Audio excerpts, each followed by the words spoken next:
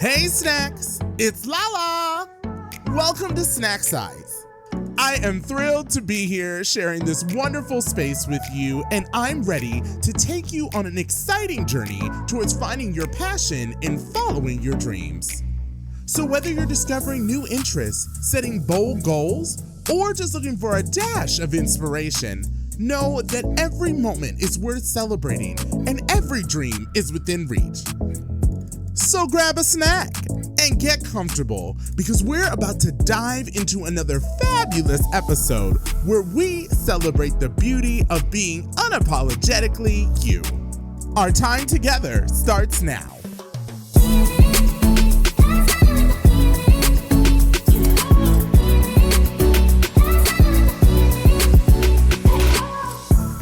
Hey snacks! Welcome back to Snack Size, the podcast, and in today's episode, we are taking you on a magical journey through the art of Glamstrology, a practice that combines aesthetics, fashion, and personal expression to cultivate transformative power from the inside out. Our guest today knows this magic well, having spent over 2 decades honing their craft in the vibrant heart of Chicago. As a teacher, author, astrologer, and intuitive stylist, they have devoted their career to helping others find self-empowerment and positive change through witchcraft. Known for a unique blend of eccentric style, from flowing caftans to kimonos to their signature love for all things pink, our guest today invites us into the world of glamour magic.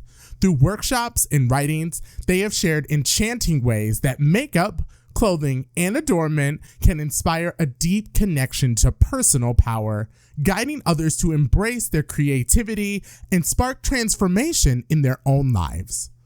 So whether you're new to the mystical side of self-expression or looking to embrace a fresh perspective on empowerment, this episode is sure to inspire you. So grab a snack, settle in, and get ready for some magic. Welcome to Snack Size, Michael Herkes. Let's give them a call. Hi, Michael. Welcome to Snack Size. Hi, thanks so much for having me. I am so excited to talk about you and your new book, Glamstrology, which was a great read. And I know that my listeners are going to be so excited to talk about the transformation and power behind fashion and makeup. Yes, of course. What better place to be for that? Yes, here at Snack Size, we are no stranger to some glamour, baby. But first, tell us a little bit about you. My name is Michael Herkes. I am best known as the Glam Witch. I am a glam-loving Aries who believes in the transformative power of glamour magic. I have been a practicing modern witch for over 20 years, and I'm also an author of 8 books on different areas of witchcraft and astrology, and my brand new book is Glamstrology, which helps readers to cultivate and discover their signature energetic style through the power of astrology and glamour magic, which is this idea of, manifesting what we want in the world based off of our aesthetic. So I really try to help people cultivate inner and outer magical makeovers to help inspire positive change in their life and the world around them. I love that. So when did you know that you wanted to get into witchcraft? Yeah, absolutely. So, I grew up just loving the witch, the archetype, all of it. Just looking at Disney movies, Snow White, Wizard of Oz, I just loved the witch. And I really grew up with the glamorization of witchcraft in Hollywood during the 90s. So it was shows like Charmed and Buffy and movies like The Craft and Practical Magic that really were gateways to it all. In 2000, I was just entering a junior high, really trying to come into who I was, also getting bullied regularly, and I was looking for a sense of empowerment. And so I found a book at a local, I want to say like a Barnes & Noble or something along those lines, that talked about, teen witchcraft. So I convinced my mom to get me a copy of that, and I found a sense of empowerment in it, especially with there being a strong sense of connection to female divinity and the goddess, and that all acts of love and pleasure are sacred to her. So I actually came out of the broom closet before I came out of the queer closet, but it helps me to find the confidence in order to do that. So it was definitely not like what I saw on TV. Can't just wiggle your nose and get things done. I wish we could, but and there's no like scary demons or little forces of darkness that we have to go hunting at night. That's our daily basis living in the world, with real people. But yeah, it was the gateway through all the glamorization of witches in Hollywood during the 90s is kind of how I got into it. Yeah, in Glamstrology, you actually talk a lot about setting intentions and manifesting. And I know that over the past couple of years, I have been on my own journey in terms of the manifestation world, law of attraction, law of assumption, things like that. Is there a lot of parallels between that type of stuff and witchcraft? Yeah, absolutely. It is. And in so many ways, I mean, certain people within the magical and witchcraft communities can sometimes get kind of there might be some irritation because they feel like witchcraft has been watered down, but I don't, because the more and more people that are talking about the ideas of manifestation and setting your intentions, I mean, that's one very, very the simplest form of what we're talking about here when we talk about witchcraft. It is the act of creating change in your life and the world around you with your will. It all starts with the law of desire, and then using different other components of spirituality, of folk magic, of superstition, of the energy of symbolism to help manifest that within your life. So so many ways, it is a tool for personal growth. And I think that, in today's world, people are asking bigger questions and questions that are, that need a little bit more in depth to them. And witchcraft is a source of empowerment for that. It's answering the questions that people are wanting right now. It also prescribes a level of individuality that I think other paths are not, providing the answer for. So that's why I think we're seeing so much more of just the general ideas of manifesting becoming more intrinsically linked within society. I definitely found the parallels to be very interesting. And I know that your journey has been particularly unique. In the introduction of Glamstrology, you talk about how you became your own fairy godmother. Yeah. Can you talk about that journey and how that shaped who you are now? Sure. I start the book out. My introduction is called, becoming your own fairy godmother, like you had just mentioned. And that was like a last minute, just kind of add in. I wanted to play on words with that because, with Glamour, we look at Cinderella. And Cinderella was just kind of like rags to riches, essentially. She was just, she needed an elegant ball to the gown. And I wanted to kind of explain that, in order to even get into the ball, she had to, have the uniform essentially to be able to do that. And it's the power of aesthetic. It's the power of the material world. And growing up, self-expression, it wasn't easy, but fashion was always an outlet for me. And again, kind of tapping into the power of Hollywood, we had, our girls on Charmed and Buffy running around in fabulous, glamorous, high fashion outfits. I was also a big fan. I've talked a lot about Sex and the City, which just really sparked imagination and creativity with fashion for me. Absolutely. It was an absolutely iconic show when it comes to fashion. Exactly. I always kind of laugh now because I'm like, I really the best spell I've ever cast is just living my life, because I always wanted to just be like the little witchy version of Carrie Bradshaw running around a big city with clothes and doing magic spells and all that good stuff. And now I'm living my Hex in the City life. So I love it. But I just started to envision a life that was uniquely mine, full of magic and freedom. And through witchcraft, I learned how to be my own fairy godmother, using style to create an empowered, authentic identity. It wasn't, someone that could come and do it for me. I had to figure out how to do it for myself. And it's taught me to embrace who I am on any given day, whether I'm dressing up in a fabulous sequins caftan, which is kind of my signature style, with fabulous rings and bold looks, or, going out in what I say is just my boy drag with just some jeans and a sweatshirt on and a hat. I love that. And I know you talk in the book about how fashion can be a way to sort of cast a spell. Yeah. So I'm wondering what changes within you when you put on a particularly powerful look. Oh, well, when the outfit is right, It's right.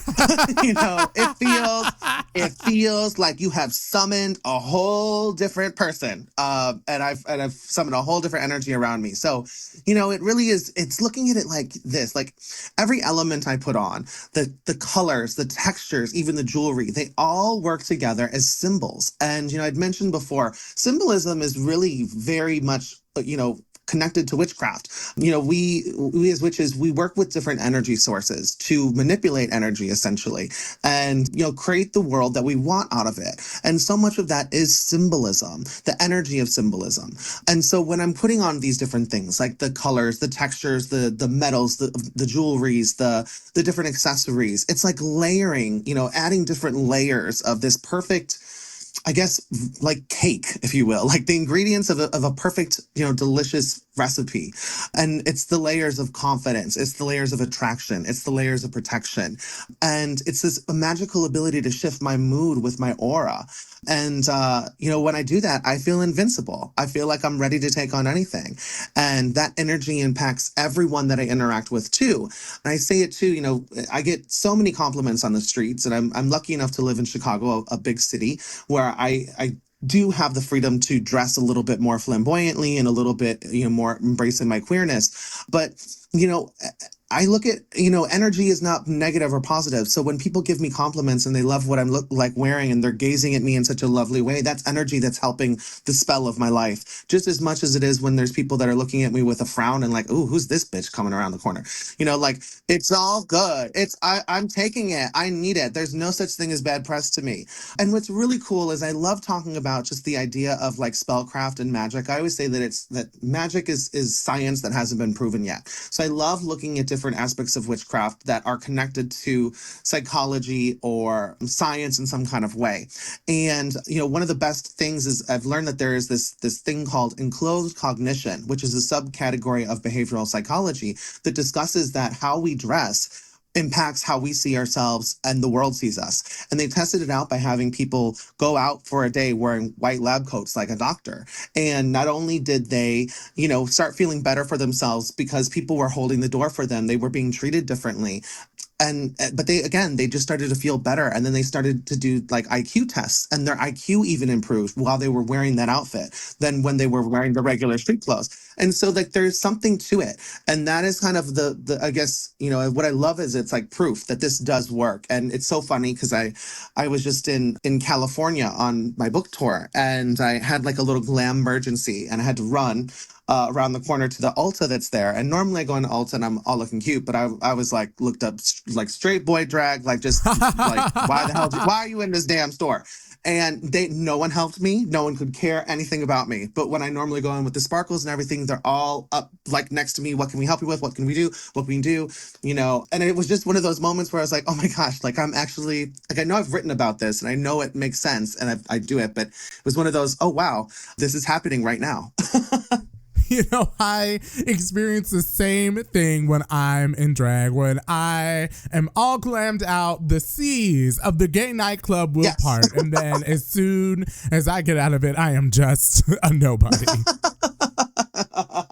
Speaking of drag, one of the exercises you talk about in the book is doing a meditation as a character that you may identify with. Oh, yes. And then staying in that character throughout the day. Yes. And I loved that because I know for me, being a queen has transferred so many different qualities into my actual day-to-day life. Yes. So I was very curious if you or maybe people you've worked with have found kind of the same results when they do things like that with clothes. Oh, totally. And, I've, in talking about glamour magic and kind of being, the main source of authority on it, I always tell people, one of the best building blocks is to like look at some of your favorite characters. Like I know we've seen, I think it goes around on Instagram like once or twice a year where it's like, let's put a collage together of the 3 characters that describe me. And I was like, let's do that same philosophy. Think of like the 3 different characters, or you could just do 1, but 3 I think is better because it gives you a little bit broader of energy to work with and a way to kind of create something that is uniquely your own.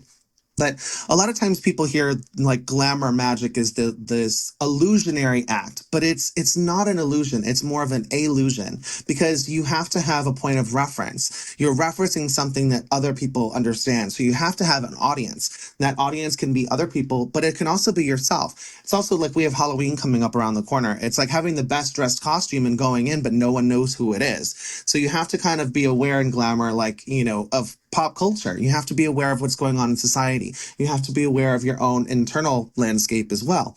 The and I do think, as I've talked about this with people, and if it's something that numerous individuals have said, is that one section in the book, was something that was they really like paused and were like, oh my gosh, yes, like I can get into this. It's looking at your favorite characters, thinking why do you like them? What energy do they carry? But also studying them and thinking, oh my gosh, okay, I'm going to dress up, in their style today. And doing that helps you kind of figure out that in and of itself is a glamour, but it's also can help you kind of figure out what your personal glamour is, what your persona is, and how you're going to push that out into the world.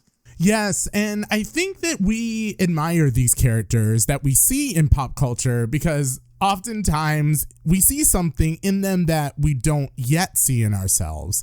And I feel like to imagine being like them sometimes can feel like a big jump from who you are to who you want to be. I know that when I created my drag persona, it felt very different from me. I actually created Lala with all the things that I wasn't at the time, and now, 18 years later, I don't feel very separate from her at all. Who I am in drag has just sort of become an extension of me, and it's amazing how things that I'm very comfortable with now, like confidence, poise, presence, and strength, were all things that at one time felt very foreign to me. But then you start doing this type of work and everything over time changes, and it's amazing. Totally. Absolutely. So in the book, you describe astrology as a celestial roadmap for style. Uh-huh. And I know that astrology can sometimes feel intimidating. What advice would you have for beginners interested in exploring astrology without getting overwhelmed by its complexities when they are trying to explore their fashion and style? Of course. So one thing, to be honest, look, I I avoided astrology for a very long time because it does just seem like, oh my gosh, I open up this drawer and then there's 700 more drawers and then there's 700 more drawers and it's like math and science and oh my gosh, I hate all of that. But many years ago, I bought myself an astrological reading, and the person that did it for me just really broke it down into simpler terms. And I hope to do that in this book. That's been something that is some feedback that I've had. But it's always just start with the basics. If anything, just look at your sun sign. Now that's the sign that, the sun was at the time of your birth. And that's the one that most of us know, that's in the back of the fashion magazines, our horoscopes that we go to. But basically each one of the planets, and then we have some houses as well, they all actually kind of rule over certain areas of our lives. So when I created this idea of Glamstrology, I didn't want to just focus so much on the sun. I wanted to look at the other areas in a natal chart that could really kind of look over fashion, astrology, cosmetics, public image, all of those types of things. But at the very, very simplest, start with the sun, build from there. So many people in pop culture now understand that there's the moon, sun, and rising. It's your big three. In Glamstrology, I'd use the sun, which is your personality. We use Venus because Venus is the planet of beauty, so that is your aesthetical center. You have Neptune, which is the planet of inspiration and imagination and illusion. And then we have your rising sign, which is, what you're going to feel comfortable in. Your second house, which is going to showcase your shopping value, like how you place value on aesthetics and how you might go about shopping. And then you have your 10th house or midheaven, which is your public image and your natural ability to glamour. So, and not only that, but I think that that's always the best way to go. Or you can even look at the seasons too, because we have our astrological seasons that are split up, into 12, essentially months, because we have our 12 months, but we have our 12 signs as well. And it's always around the 20th of each month that the sign changes. So, and dressing according to the seasons is another kind of way to kind of start maybe influencing some of that a little bit. I really have to appreciate how much research you've done for this, because I did read the Leo section and there were things in it that I didn't even realize were accurate about me. I think one of the things was that Leos appreciate labels and nice things, but they don't want the price, so that they're really good at finding a good bargain. And I was like, oh my goodness, that is so me. I can definitely see where astrology plays into this for sure. Yeah. And and I also wanted to do this because I'm a tarot reader as well. And I look at it as like, when I do a tarot spread, I'm not focusing on just one card.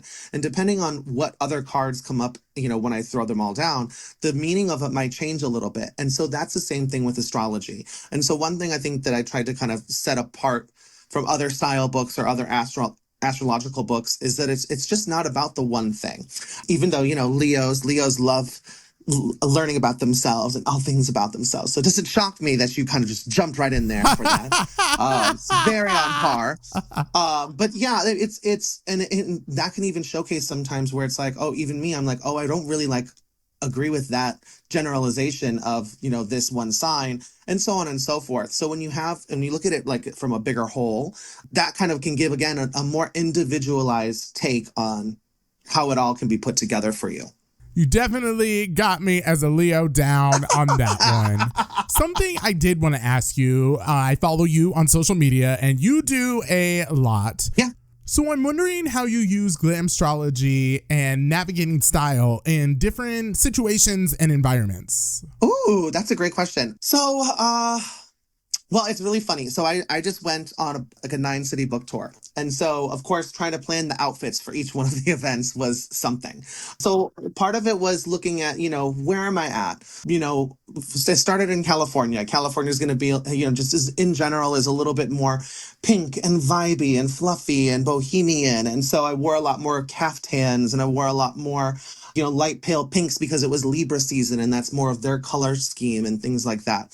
And then we shift into me finishing it with it in New York, which entered Scorpio season at the time, which is all about black and being mysterious. And then just New York in and of itself has a little bit more, everywhere wears black and is a little bit more edgy. And so, I looked at the seasons for a lot of that. But I also, again, looked at my own chart. And I know that, I have a Gemini midheaven. So anyone that's not familiar with midheavens, it's your public persona. It's a lot of the legacy that you leave behind. And sometimes people look at it as your career.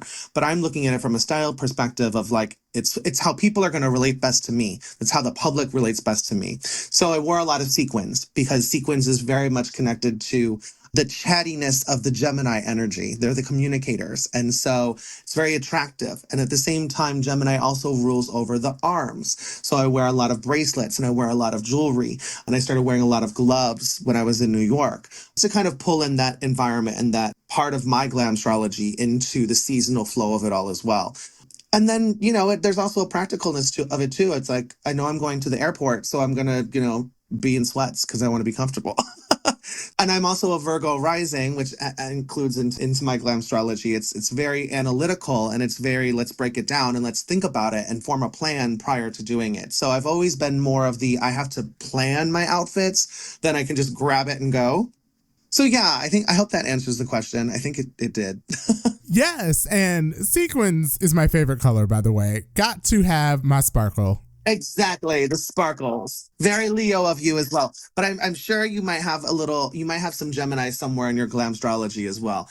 Be curious to find that out. I'm curious too, and I guess I will have to use your book to figure that out. Yes. So I know that you probably weren't always so fabulous, and I'm kind of curious, is there anything that has been surprising or particularly transformative as a result of incorporating Glamstrology into your life? Yeah, it's one of those funny things where it's like, I'm writing this book because it's like, I feel like this is a fun philosophy. And I'm like, I'm an author. Like I have 8 books and I always got to keep it fresh and I don't want to go anywhere. So I'm like, what's my next topic going to be? And I'm like, well, what's the next thing I can incorporate glam into? And it's like, oh, astrology sounds like the right place to go. So let's take a step back and use my knowledge of glamour and astrology to create something out of it. So I'm creating this and I'm looking at it and I'm like, wait a minute, like, I'm actually learning more about myself and what I'm actually writing right now and seeing the truth behind it all. So I learned that, a lot of my bold looks and bold color choices come from my Aries sun, but my love of textures and smells and just the sensuality of like the makeup that I'm wearing and stuff like that all come from my Venus Taurus. But I also have done many different looks. Used to play a lot with a lot of dramatic and bold eye colors. But then I looked and I'm like, well, I have a Capricorn Neptune, and that's like your Neptune would be kind of where you really want to do your high glam. And a Capricorn Neptune is really about being more demure and subtle and have like a lot more like, kind of like a earthy business glow to you. And so I started shifting my makeup to that, and I'm like, oh my god, no, I like how this looks so much better. Like it just fits my face and the energy of what the glam witch persona is more than all of this other stuff that I was doing. So I guess I just kind of really started to lean into what I was creating and like started to live by it, which is great because it's what I was out here doing. But it was like I wasn't necessarily cognizant of it as well at the beginning of it all, and then I'm like, wow, this actually works. I hope people go into this with a very open mind. I know that when I read the Leo section, it said that my scent was supposed to be citrusy, and I have been struggling with finding like a signature scent, and I've always gone for something more fresh and sporty, and I never thought about citrus, and so now I know I'm going to try that. I also like how you talk about how different colors evoke different emotions, and during the day I work with people, so it's really going to help me be mindful of the colors I wear when I interact with my employees. And I just found those concepts alone to be so insightful. That's a really important part too. And I remember this idea. I remember hearing a long time ago in the corporate world. It's like if you go in for an interview, you should always wear a red tie because that will show that you are dominant and that you want the job. Where it's also like just the idea of like anyone wearing dresses, going on a hot date in a little red dress. Like it just gives color has so much symbolism behind it, and there's color psychology, and then we have it's called color magic, which really just takes the principles of like color psychology and like what that color means, what that symbolism is. And if you want that one thing in your life, start wearing it more. Start wearing that color to bring it into your life. And it doesn't have to be from head to toe. It can just literally be your underwear or your socks or a little accent color.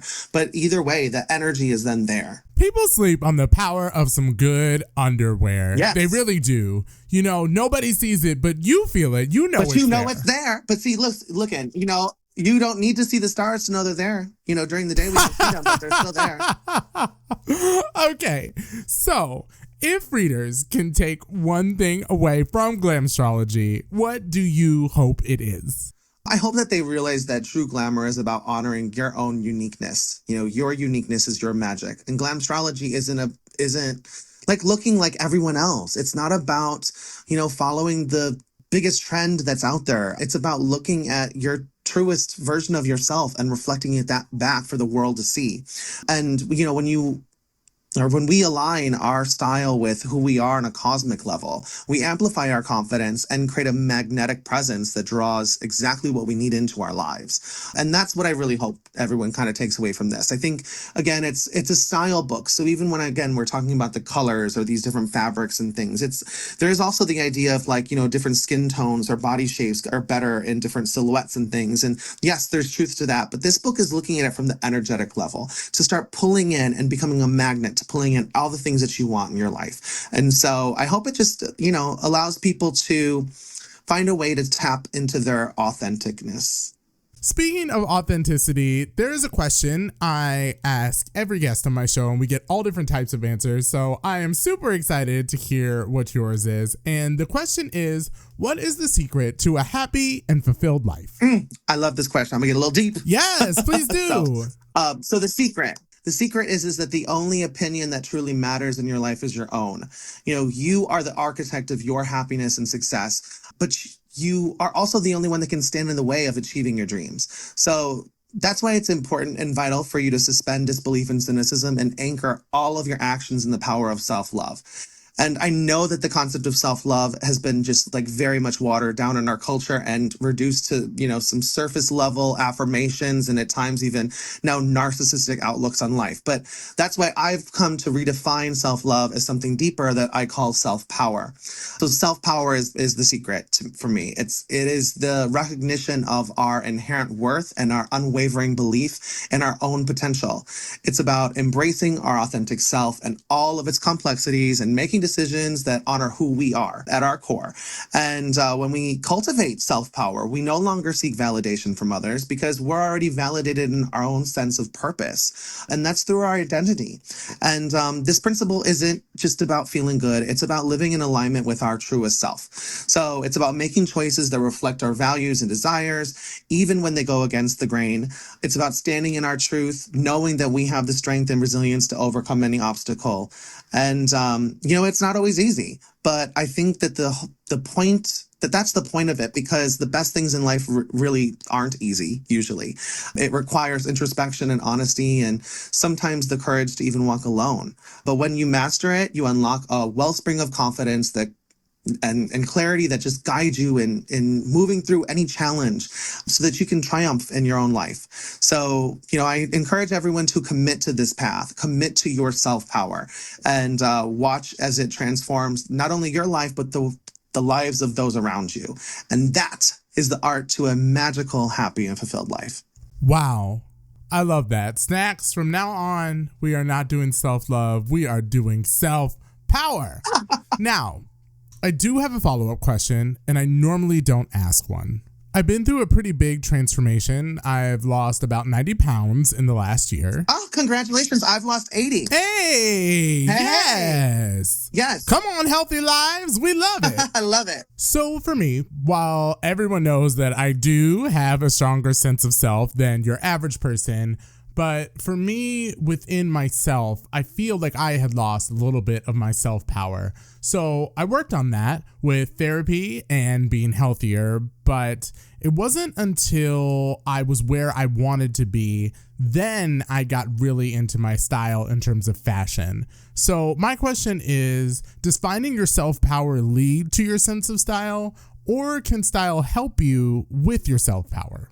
I think for me, the fashion helped find the self-power. I mean, from my perspective, the last time I was in New York City before this last week was Valentine's Day 2020, right before the end of the world, also known as COVID. And, it was during COVID that I started to really experiment with my style. I had already carved out the name for myself as the Glam Witch, but I just looked like every other gay dude, wearing a sequins blazer. And from a brand perspective, I knew that I know, but it's true.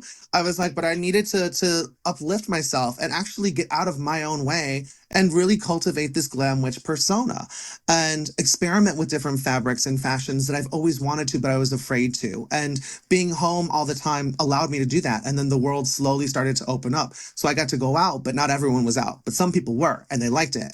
The fashion came first, I think. And then, it was through the fashion and through cultivating this persona using glamour magic that then got me to a point where it was time for me to step into a healthier me, because I no longer felt, in that control. And there were some health things that I needed to address and different things like that as well. So I took it upon myself to really challenge myself this year and started to, look at creating a calorie deficit on a daily basis and, started dieting and started not drinking. I gave up alcohol and I started to really become devoted to a happier, healthier life. And I ended up doing that all on my own.